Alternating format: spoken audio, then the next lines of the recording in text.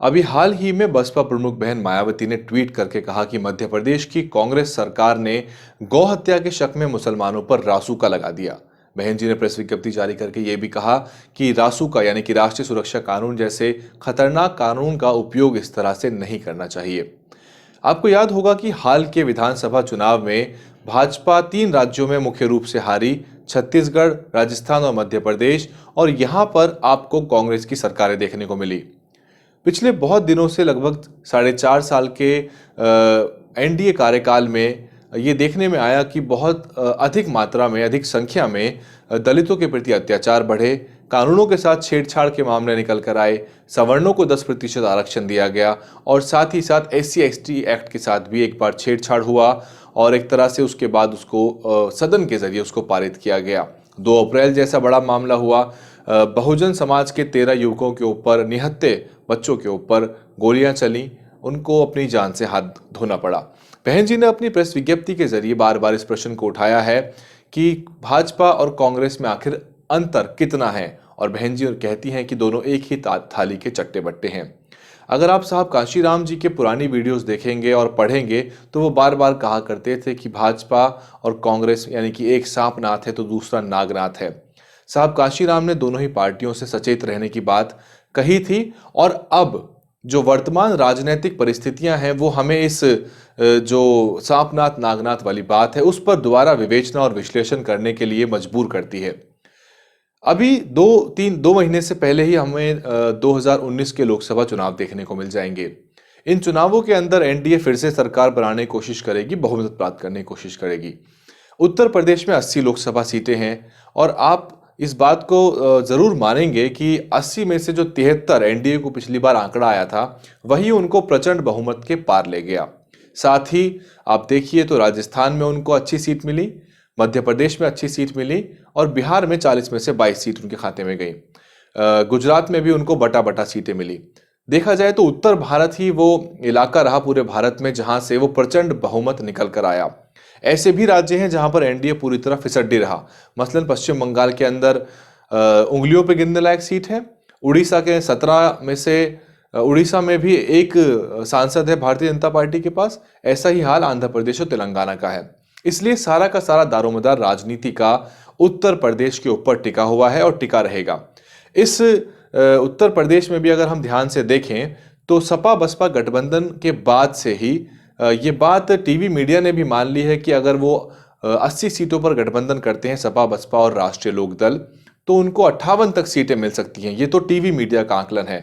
सच्चाई इससे कहीं बेहतर हो सकती है और स्थितियां बिगड़े तो कहीं खराब भी हो सकती हैं।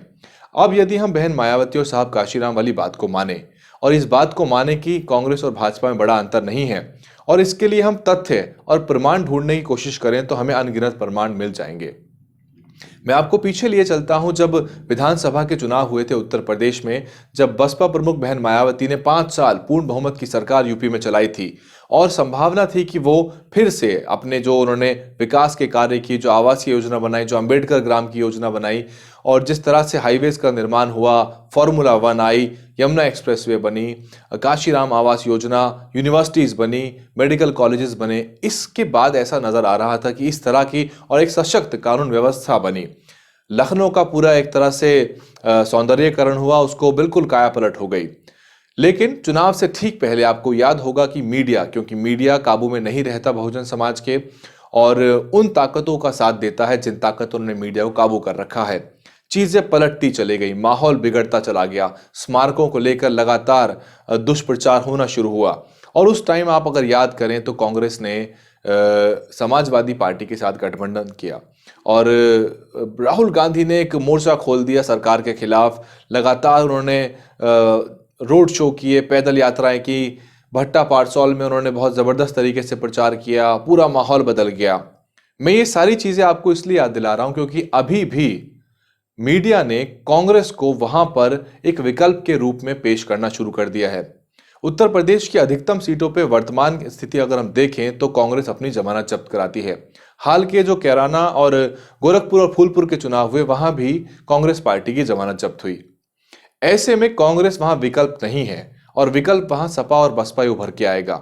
इसके सामाजिक कारण भी हैं, इसके राजनीतिक कारण भी हैं। सामाजिक कारण तो ये है कि पिछले 5 साल के अंदर इस पूरे बहुजन समाज ने बहुत सी चीजों को बारीकी से देखा है।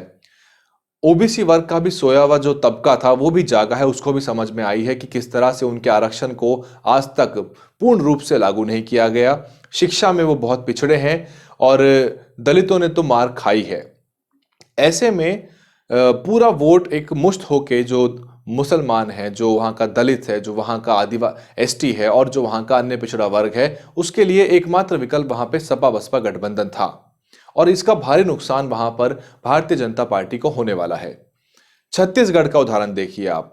छत्तीसगढ़ में जब अजीत जोगी और बसपा प्रमुख ने एक गठबंधन बनाया और उस गठबंधन के पास राजनीतिक आंकड़ों की ताकत तो थी, लेकिन वहां पे अचानक से ही ऑल ऑफ अ सडन वहां पे आप देखेंगे कि भारतीय जनता पार्टी ने बहुत ही खराब परफॉर्म किया। 90 विधानसभा सीटों में से भारतीय जनता पार्टी 20 के आसपास, 20 से भी कम पहुंच गई। ऐसे में कांग्रेस वहां पे प्रचंड बहुमत लेके आ गई और गठबंधन के हाथ कुछ नहीं लगा।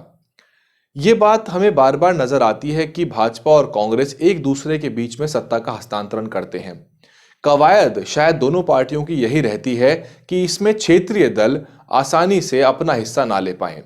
लेकिन क्षेत्रीय दलों के साथ इतना ज्यादा दुर्व्यवहार, उनके साथ इतनी नफरत क्यों?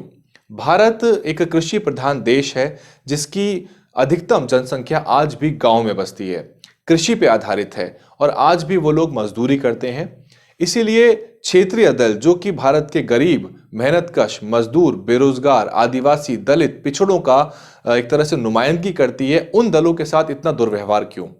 अगर भारत देश के अंदर चुनाव में क्षेत्रीय दलों का एक गठबंधन बनता है और उसका प्रधानमंत्री बनता है तो ये भारत के लिए एक अच्छी बात होगी। जो फेडरल पावर्स, जो फेडरल स्ट्रक्चर है भारत का, उसमें राज्यों की एक भूमिका है, राज्यों को अधिकार मिले हुए हैं। ऐसे में जो क्षेत्रीय दल हैं वो राज्यों और राज्यों के लोगों को एक तरह से उनका प्रतिनिधित्व करते हैं। ऐसे में महागठबंधन के प्रति उल जलूल शब्दावली का इस्तेमाल करके उनको एक तरह से उनका कैरेक्टर असैसिनेशन करना, उनका पूरी तरह से उनको एक गलत लाइट में पेश करना एक षड्यंत्र है। प्रियंका गांधी को जिस तरह से लगातार फुटेज मिल रही है, उस पे आपको और हमें ये सोचना चाहिए कि वो फुटेज आखिर मिल क्यों रही है। जबरदस्त प्रोजेक्शन किया जा रहा है। मैं लखनऊ गया था तो वहां एक बड़े अखबार ने पूरा एक page Priyanka Gandhi ground report दिखाया हुआ था। प्रियंका गांधी के सारे रोड शो को लगातार दिखाया जा रहा है। राहुल गांधी, प्रियंका गांधी की जो बढ़ी हुई गतिविधियां, उनकी पल पल की अपडेट आपको दिखाई जा रही है। कंक्लूजन ये है, निष्कर्ष ये है कि इसको सेंसेशनलाइज किया जा रहा है, जिससे कि हमारा जो बहुजन समाज है भोला भाला, वो कहीं ना कहीं भाजपा के विकल्प के रूप में वहां बड़े संख्या में कोशिश करे वोट देने की कांग्रेस को। इससे होगा कुछ नहीं। कुछ सीटों पे कांग्रेस हो सकता है बेहतर वोट ले ले, लेकिन इससे अल्टीमेटली आखिरकार सपा बसपा गठबंधन का उतना नुकसान हो सकता है जितना कि भाजपा को चाहिए। चौकोनीय मुकाबले के अंदर ये जरूरी होता है कि जो विनिंग मार्जिन है उसको बनाए रखें, क्योंकि विनिंग मार्जिन आमतौर पे ऐसे चौकोनीय मुकाबलों में कम होता है।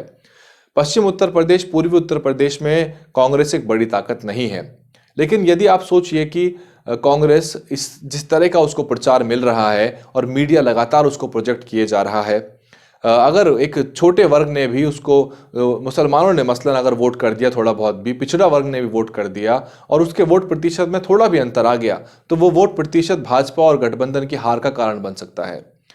हो सकता है कि बड़ा नुकसान हो जाए ऐसे में। और कांग्रेस पार्टी को भी आप अगर आप गौर से देखेंगे तो आप पाएंगे कि कांग्रेस पार्टी को अब पूरे देश में नहीं जीतना, कांग्रेस पार्टी को बाकी राज्यों में संसदीय सीटें नहीं निकालनी। कांग्रेस पार्टी इस रोड शो की शुरुआत और राज्यों से भी कर सकती थी, लेकिन सबसे बड़ा प्रचंड तरीके का उन्होंने प्रचार करना शुरू किया तो उत्तर प्रदेश से। अगर महागठबंधन में कांग्रेस अग्रणी भूमिका निभाना ही चाहती है और इस बात को मानती है कि वो एक बिग ब्रदरली बिहेवियर करना चाहती है, तो उसके पास और राज्य हैं, उसके पास खोई हुई जमीन है, उसके पास वो राज्य हैं जहां वो हमेशा सीटें निकाला करती थी, पर वो आज भाजपा के कब्जे में है। वहां लड़ाई लड़े, वहां मेहनत करे। लेकिन कांग्रेस की सारी ताकत उत्तर प्रदेश में नजर आ रही है और नजर आएगी। ये आप अब बेहतर समझ चुके होंगे और मैंने भी आपको पिछले 10 मिनट में यही चीज समझाने की प्रयास की थी कि हमारे महापुरुष हमको पहले से ही इसके बारे में आगाह करके चले गए हैं, पर क्योंकि हमारी समझ मीडिया आधारित होती है, आज भी बहुजन मीडिया, दलित न्यूज नेटवर्क जैसे और जबरदस्त चैनल होने के बावजूद भी हम टीवी पर निर्भर करते हैं और शाम के विश्लेषण हमारी बुद्धि भ्रष्ट कर देते हैं। इसलिए ज़रूरी है कि आप बहुजन मीडिया के बारे में लोगों को बताइए, जागरूक करिए और इस तरह की जो कवायद चल रही है मेन स्ट्रीम मीडिया की मदद से, आप उससे कहीं ना कहीं बचने का प्रयास कीजिए।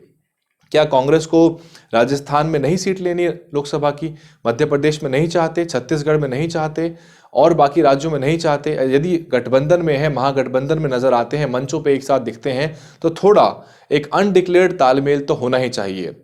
हो सकता है कि बसपा बाकी राज्यों में उतने प्रत्याशी ना उतारे लोकसभा के जितने वो उतारा करती थी। हो सकता है कि बसपा अंडरस्टैंड करे इन चीजों को। ऐसे में कांग्रेस से भी इस तरह की उम्मीद होनी तो चाहिए, उम्मीद करना चाहिए, लेकिन लगता है कि उस तरह की चीजें निकल के सामने नहीं आएंगी। कांग्रेस फिर वही कर रही है जो उसने 2012 के विधानसभा चुनाव उत्तर प्रदेश में किया था, जब बसपा के हाथ से सत्ता निकली थी और अखिलेश यादव के हाथ में आ गई थी। अब तो सपा बसपा एक साथ लड़ रहे हैं। आपको याद होना चाहिए कि सपा और बसपा ने एक दूसरे के खिलाफ चुनाव लड़के भी जबरदस्त परफॉर्मेंस किया है। भाजपा वहां पर 10 सीटों तक रही है जब सपा और बसपा एक दूसरे के खिलाफ लड़ा करते थे। वो दौर था जब सपा और बसपा दोनों ही ताकतवर थे। अब लेकिन वो दौर है जब सपा और बसपा एक साथ लड़ेंगे तो उनकी ताकत 4 गुना हो जाएगी। कांग्रेस कहीं ना कहीं इसमें अपनी सारी ताकत उत्तर प्रदेश में झोंकता नजर आ रहा है। आप क्या सोचते हैं? आप कमेंट करिए, कमेंट करके बताइए। और अगर जो बात आपके महापुरुषों ने आपको बताई थी, जो विश्लेषण मैं आपको करके बताना चाह रहा हूं, अगर आप उसको समझ रहे हैं और आप कुछ और इस पे अपनी राय रखना चाहते हैं तो कमेंट करके जरूर बताएं। आप देख रहे थे दलित न्यूज नेटवर्क, मैं हूं वैभव कुमार। धन्यवाद। लाइक जरूर करें, शेयर कर दें। पहली बार चैनल पे आए हैं तो इस रिपोर्ट को सब तक पहुंचाएं और चैनल को सब्सक्राइब करें। धन्यवाद।